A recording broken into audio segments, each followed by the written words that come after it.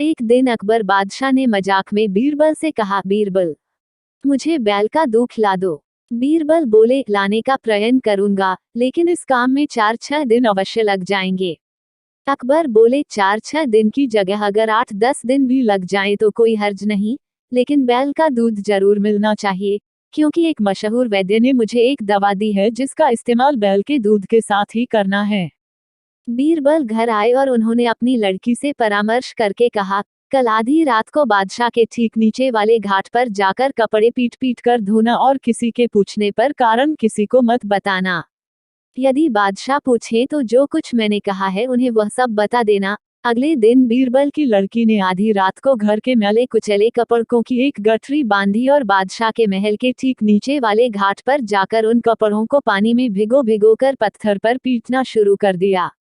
रात के सन्नाटे में जोर जोर से कपड़े पीटने से फटफट फटफट का कर्णभेदी स्वर गूंजने लगा और बादशाह की निद्रा भंग हो गई।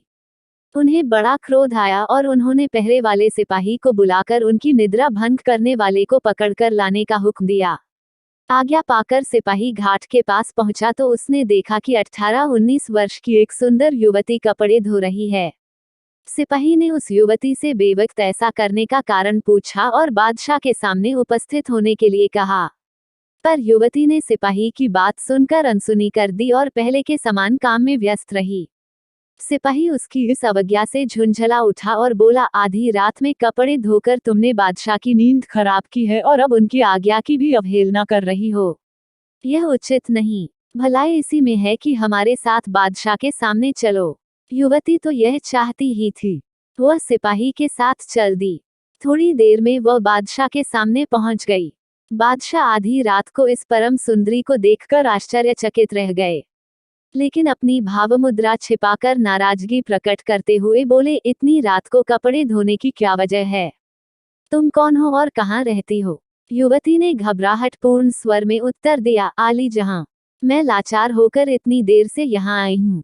यह कहते कहते बादशाह के क्रुद्ध चेहरे को देखकर युवती का धैर्य जाता रहा। लड़खड़ाती हुई जुबान में वह आगे और कुछ नहीं कहना चाहती थी, लेकिन वह कह न सकी। बादशाह ने उसे विश्वास दिलाते हुए कहा, सच बात बता देने पर तुम दंड से मुक्त हो जाओगी। यह सुनकर युवती ने कहना शुरू किया, आज सुबह मेरे पिताजी का लड़का हुआ है। दिन भर तो मैं वहीं कामों में उलझी रही। अब जरा सा विश्राम लेने का अवकाश मिला तो ख्याल आया कि कल साफ कपड़ों की जरूरत पड़ेगी, लेकिन घर में जगह न होने की वजह से यहाँ कपड़े धोने चली आई। कल इन्हें काम में लाऊंगी।